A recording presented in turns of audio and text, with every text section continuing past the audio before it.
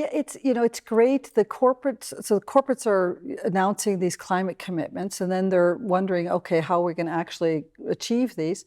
And it's led to a situation today where corporates have a lot more resources, processes, structures in place that enables them to work with the startups, where 20 years ago, they thought, oh, working with a startup is too risky. So first of all, that engagement from the corporates to help commercialize the technology a little bit earlier, doing pilots and kind of proof of concept projects with them, that's accelerated the commercialization of those startup companies.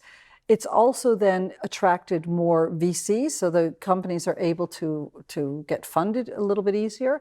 And the corporates are also buying startups earlier than they used to, right? And being much more proactive. When I was running corporate M&A before I started Emerald, we never would go out and proactively approach a startup.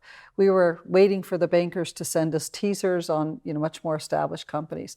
But today you see a lot of corporate M&A departments much more aware of the startups in their sector and keeping track of them, and then doing preemptive bids to actually buy those companies, which in turn leads to better returns for the VCs. So it's really been a fantastic cycle that we're in.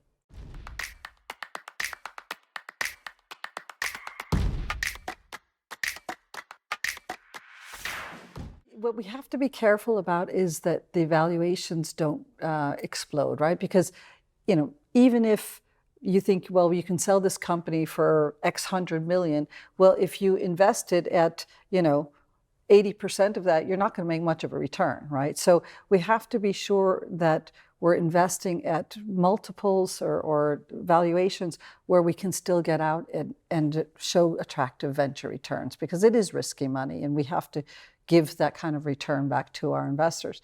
There was a SPAC phenomena, particularly in North America the last few years, which had a real, I would say, detrimental impact on valuations. During that period, we actually slowed down our investment pace.